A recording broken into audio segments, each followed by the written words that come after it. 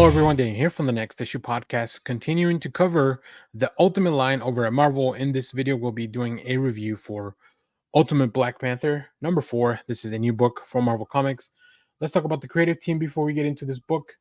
This is written by Bryan Hill with art by Stefano Casell, colors by David Curiel, letters by Corey Petit. We have some really cool covers, including a Boss Logic cover. So, Boss Logic, for those that don't know, is an artist that, for the most part, I think became kind of famous by doing renderings of like things that would happen in the MCU. So, like if somebody was announced that maybe a new individual had been cast, Boss Logic would do his own rendering of what that could look like in the MCU. And I think that's kind of how he started working with Marvel. So that's pretty cool. Now, in this issue, Shuri seizes the throne with T'Challa missing and presumed dead.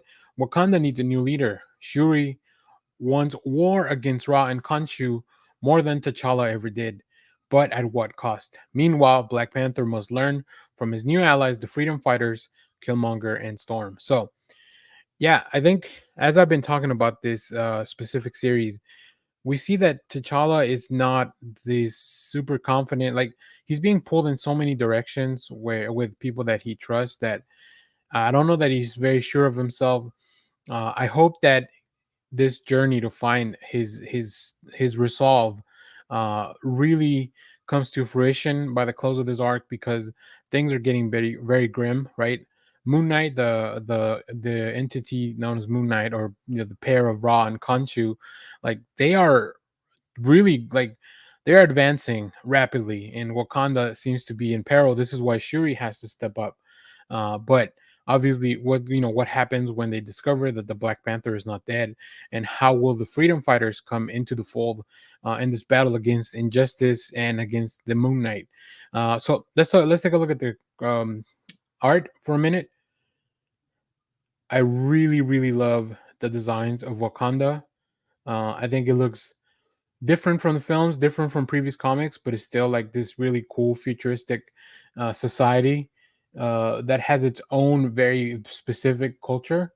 I love that, obviously the Wakanda Forever chant has been brought to the mainstream, and I just, really cool to see it included here as well.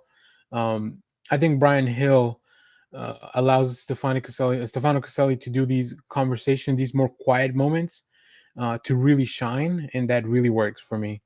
Most of the preview pages are from here, but we do later get to see Killmonger. We get to see Storm.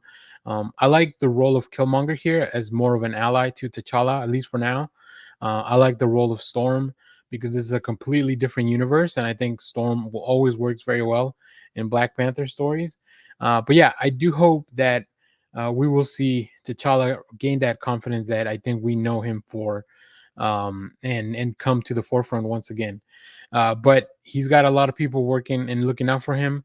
But this threat of the Moon Knight is unlike nothing I think they've ever faced before in Wakanda. So that's going to be really fun when it comes to a big clash.